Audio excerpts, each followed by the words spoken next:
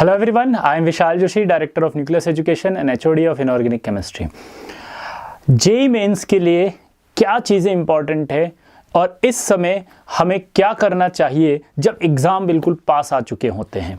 तो देखिए दोस्तों, इस दौरान सबसे इंपॉर्टेंट होता है कि आपने जो साल भर पढ़ाई करी है उसको एक बार एनालिसिस करने का अब टाइम आ गया है और इस एनालिसिस करने वाले टाइम में अब आपको मॉक टेस्ट देने चाहिए, प्लस प्रीवियस ईयर के जो सवाल होते हैं जेईई मेंस के वो देने चाहिए फुल सिलेबस टेस्ट के। अब टॉपिक वाइज देना थोड़ा सा बंद करिए, अब आप जेईई मेंस के फुल सिलेबस टेस्ट दीजिए। जी हाँ दोस्तों, कम से कम एक हफ्ते में 3 फुल सिलेबस टेस्ट की आदत डालिए। अब जब आप फुल सिलेबस टेस्ट देंगे तो आपको एक चीज बहुत इंपॉर्टेंट है, वो ध्यान रखनी है, और वो है अपना बायोलॉजिकल क्लॉक सिस्टम। जी हाँ दोस्तों, जिस एग्जाम की आप तैयारी कर रहे हो उस एग्जाम को आपको उसी टाइम पर देने की आदत रखनी है प्रैक्टिस टेस्ट में।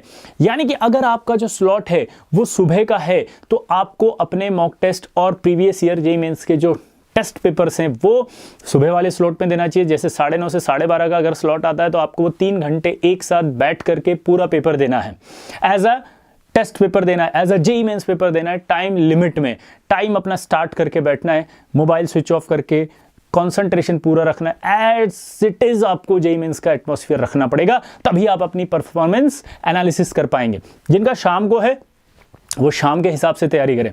तो ये जो टाइम पीरियड आ रहा है एग्जाम का, इस टाइम पीरियड में आपको अपने आप को अब तैयार करना पड़ेगा उस एटमॉस्फेयर के लिए जो एटमॉस्फेयर एग्जाम में आपको मिलेगा। जी हाँ दोस्तों, अब आपको सबसे पहले अपने पेपर के साथ उसको एनालिसिस करने का भी एक तरीका डेवलप करना पड़ेगा, और उसके लिए आपको जब आप पेपर खत्म हो जाए एक रजिस्टर बनाना चाहिए। उस रजिस्टर में आप लिखिए जेईई मेंस पेपर दिस या मॉक टेस्ट नंबर दिस, उसमें फिर लिखिए फिजिक्स केमिस्ट्री मैथ्स।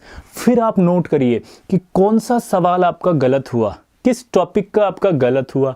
अगर टॉपिक जिसका गलत हुआ वो आपको नहीं आता था तो दोस्तों आपको वहां पर लिखना पड़ेगा कि ये मुझे नहीं आता है, तो आप अगले टेस्ट देने से पहले वो टॉपिक लर्न कर लीजिए अच्छे से, ठीक है। और हर एक टेस्ट में कम से कम 10 मार्क्स ज्यादा लाने हैं, ये टारगेट रखिए। तो जिससे अगर आपके अभी मान लीजिए 80 नंबर आ रहे हैं, 100 नंबर आ रहे हैं या 150 नंबर आ रहे हैं, तो हर एक टेस्ट में अगर 10-10 नंबर का आप टारगेट लेके चलते हो तो करीब करीब आने वाले टाइम में आप अपने पास 6 से 8 टेस्ट देने की कैपेसिटी रख सकते हैं। और 6 से 8 टेस्ट देने के बाद हर एक में अगर आप 10-10 नंबर का टारगेट रखते हैं तो एक एवरेज भी मानूं तो 30 से 40 नंबर आप अपने इंक्रीज कर सकते हैं इस स्ट्रेटजी से। और ये आपको मैं गारंटी दे रहा हूं दोस्तों, ये प्रूवन स्ट्रेटजी है।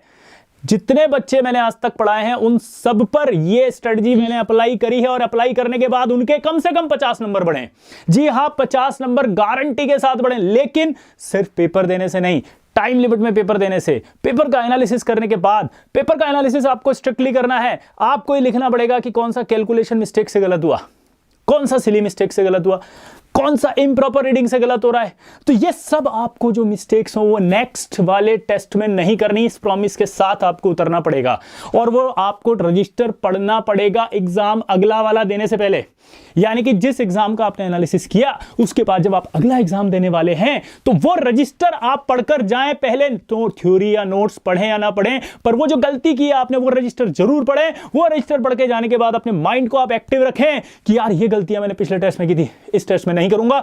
आप देखिएगा बिना पढ़े आपके 10 नंबर बढ़ जाएंगे, बिकॉज आपने जो साल भर पढ़ा है वो कहीं ना कहीं दिमाग में है, बस उसे अप्लाई करना है एग्जाम में। अप्लाई करने के लिए अब आपको उसकी परिस्थितियों के हिसाब से काम करना पड़ेगा, दिमाग को एक्टिव रखना पड़ेगा, फोकस बढ़ाना पड़ेगा, कंसिस्टेंसी बनानी पड़ेगी, सिटिंग कैपेसिटी बढ़ानी पड़ेगी, जो आज के बच्चों की सबसे बड़ी प्रॉब्लम है।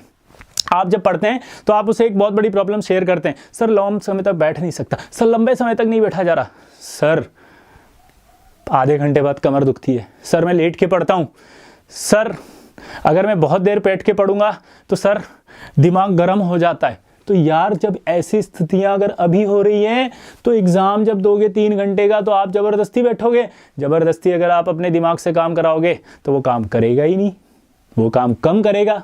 जितनी एफिशिएंसी आपकी उससे कम करके देगा, जितनी मेहनत आपने करी है उससे कम करके देगा। तो ये स्ट्रेटजी आपके लिए बहुत बेनिफिट होने वाली है। इस तरह के स्ट्रेटजी सेशन में और लेकर आने वाला हूं। पहले आप प्रॉमिस करिए कि ये स्ट्रेटजी आप फॉलो करेंगे, अप्लाई करेंगे, और जिस भी बच्चे को इस स्ट्रेटजी से फायदा होगा वो मुझे जरूर बताएगा, ठीक है। चलिए दोस्तों, मिलते हैं अगले सेशन में।